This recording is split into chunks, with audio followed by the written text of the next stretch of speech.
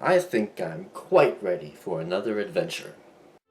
The road goes ever on and on, down from the door where it began. Far ahead the road has gone, and I'm Hello, everyone, and welcome to another episode of The Road Goes Ever On and On. In all of our previous episodes, we've always headed north to places such as the mountains of North Carolina, the trails of Acadia, or the city of Boston. But in this episode, for the first time, we're going to be heading south to Florida, and specifically southern Florida and the Florida Keys. So let's pull out the map and show you exactly where we're going to be heading on this trip. We'll start out at Biscayne National Park in southern Florida, and then head to the Everglades, which is not only another national park, but is also a World Heritage Site. Here we'll meet up with scientist Bill Clifton, who will give us a grand tour of the place. After that, we'll be heading to the Keys, stopping at Key Largo first, where we'll go snorkeling at John Pennekamp State Park, and then we'll head to Isla Morada and go fishing and feed the tarpon there. And finally, we'll head down to Key West for just a little bit to see the southernmost point of the continental United States. This 173,000-acre park, 95% of which is water, is a wonderful place to boat, sail, fish, snorkel, dive, and camp. The park protects a deep green forest of mangroves, and its water provides habitat for the Florida spiny lobster, shrimp fish, sea turtles, and manatees. Its stunning emerald islands, fringed with mangroves, contain tropical hardwood forests, and its coral reefs support a kaleidoscope of fish, plants, and other animals. The park was established as a national monument in 1968 and redesignated a park in 1980.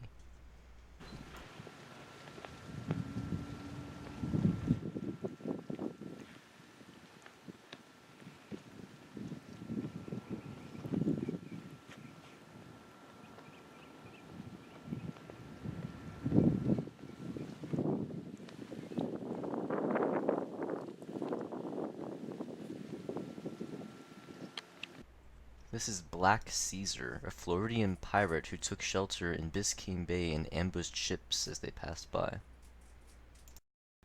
The lionfish is an invasive species to Florida and much of the United States. Although beautiful, it is harming our native wildlife, and some officials are looking to exterminate it from this area of the world.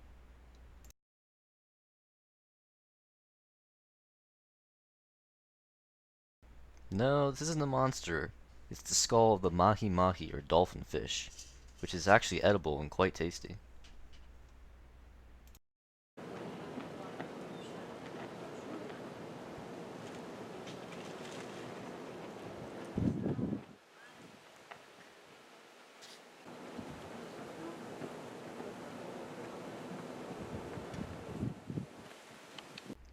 This hurricane is no relation to Andrew 19 and Andrew 30, but he can be quite a hurricane when he doesn't get his way.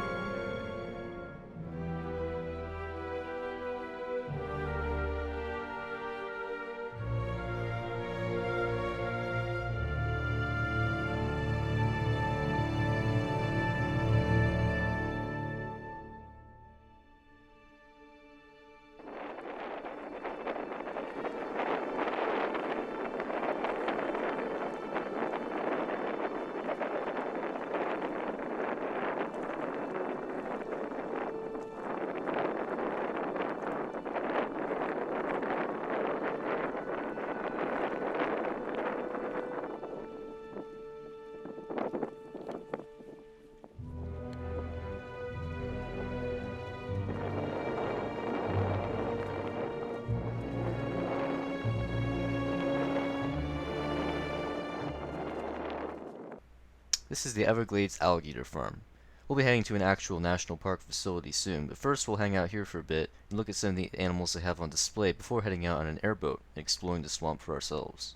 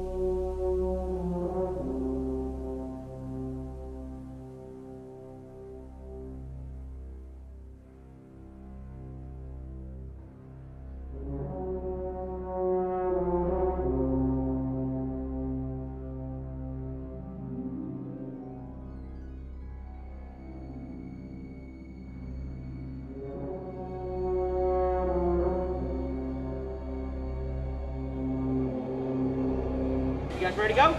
Yeah.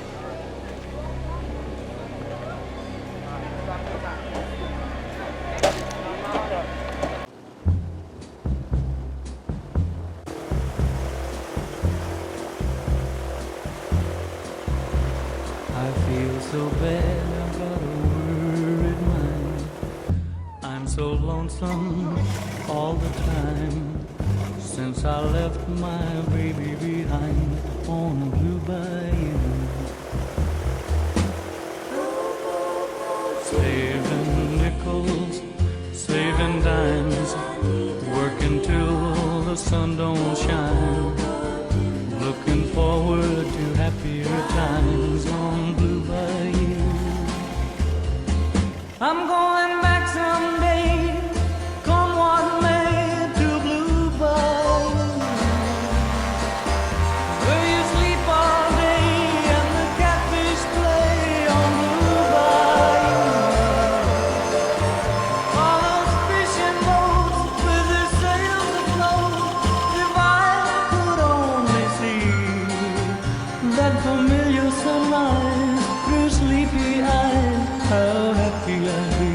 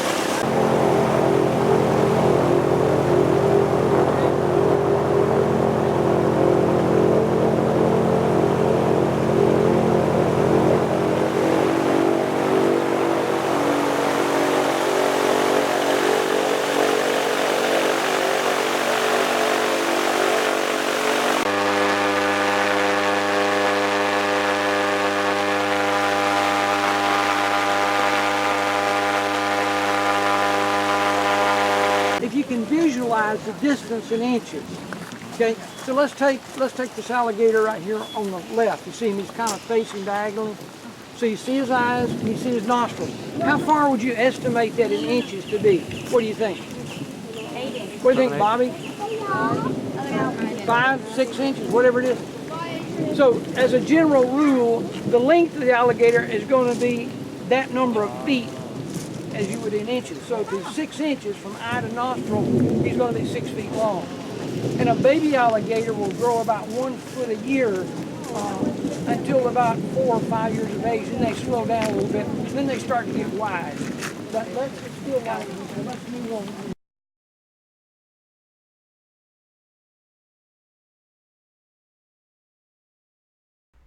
Next, we headed to an actual Everglades National Park Visitor Center. This 1.5 million acre park, located in Homestead, is the largest subtropical wilderness in the continental United States. It has extensive fresh and saltwater areas, also brackish water, open Everglades prairies, hardwood tree islands, cypress domes, pinelands, and mangrove forests. It's the only place in the world where alligators and crocodiles coexist. The park was authorized on May 30th, 1934, dedicated on December 6th, 1947, designated an International Biosphere Reserve on October 26, 1976, a World Heritage Site on October 26, 1979, and designated a Wetland of International Importance on June 4, 1987. This national park certainly has lots of credentials.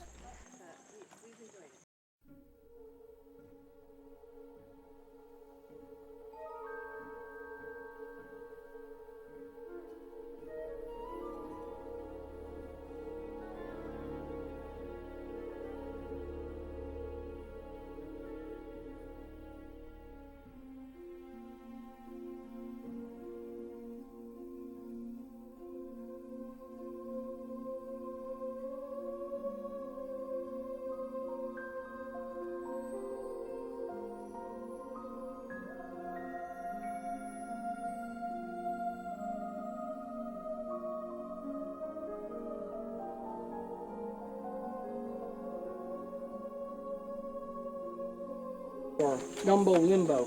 It's really, Bark was like peeling. Yeah. yeah.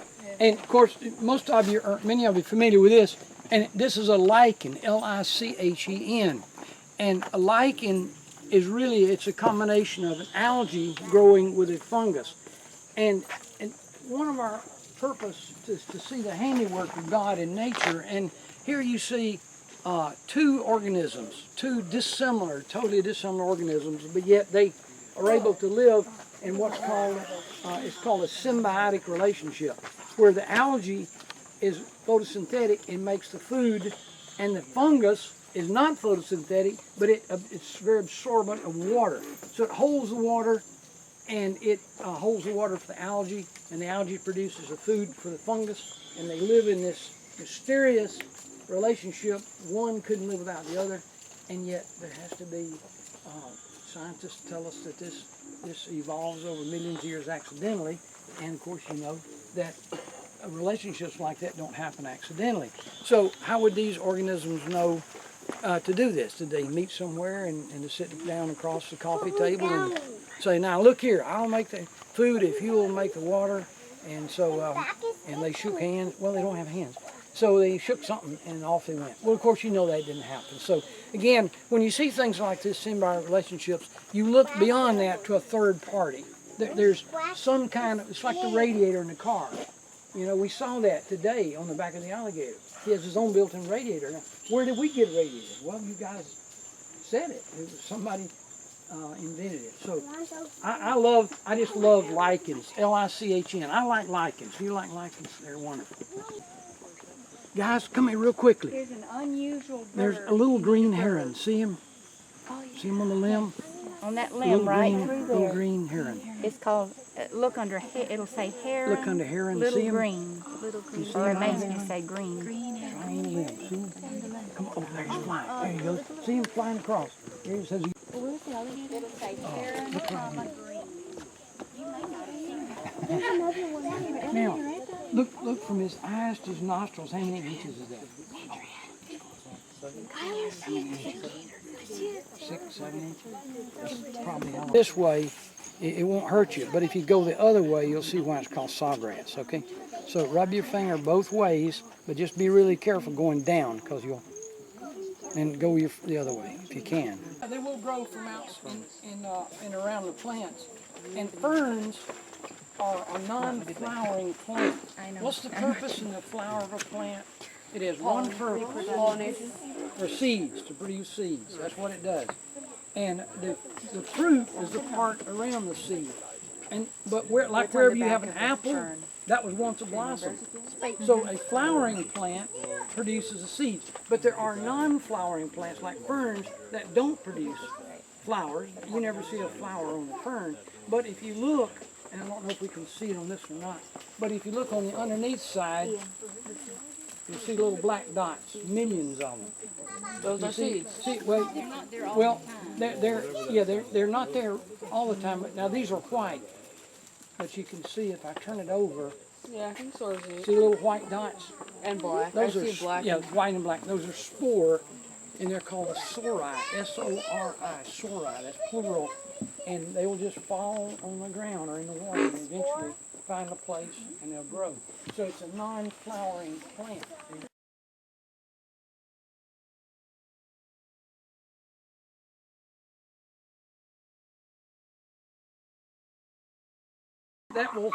That will release the seeds. Those are the seeds up there. And if you cut them and bring them in your house, just be prepared for that open up and they'll blow out in the house.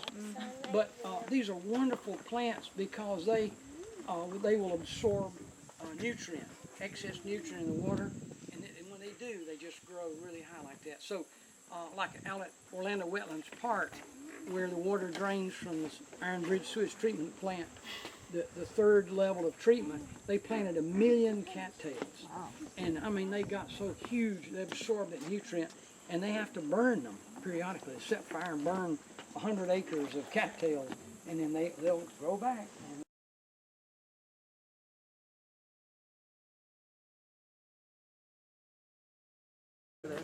The hat? Oh, it does. It sure is. Look at these. God, these are just thick on there. Look at that. They really are. Just kind of They're just gorgeous plants. Look over there how thick they are.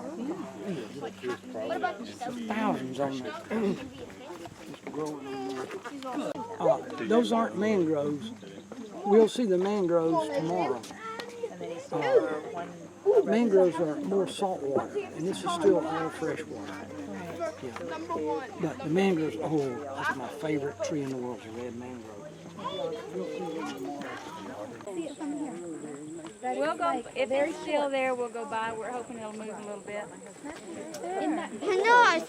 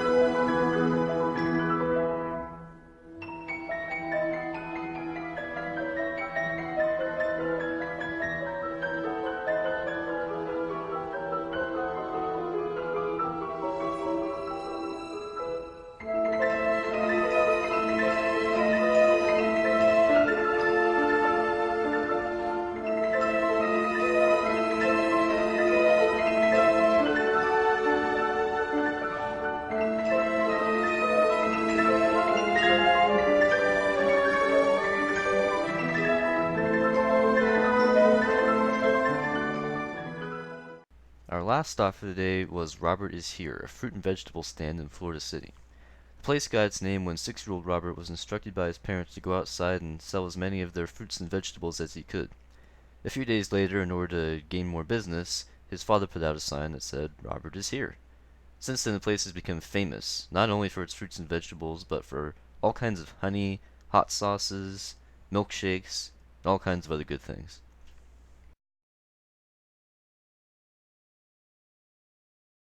In addition to ingesting a delicious blackberry milkshake, I also tried some jackfruit and dragon fruit.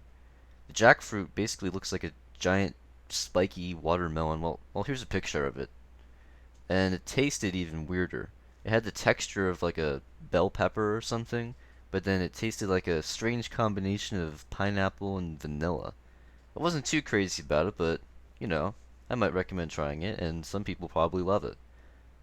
On the other hand, I loved the dragon fruit. I'm a huge fan of kiwi, and it tasted a lot like that, except it's really purpley in the inside, so it's, not only is it cool to look at, but it tastes good as well, so that's a good combination. If fruits and vegetables aren't enough for you, Robert also has some animals to entertain you outside, including a bunch of different birds that all seem to be friends, and a pen full of animals that you wouldn't think would get along, but they do, including emus, cows, and goats. They don't even live in the same part of the world. The final surprise I had was this. You'll have to be a Minecraft fan to understand why it struck me so.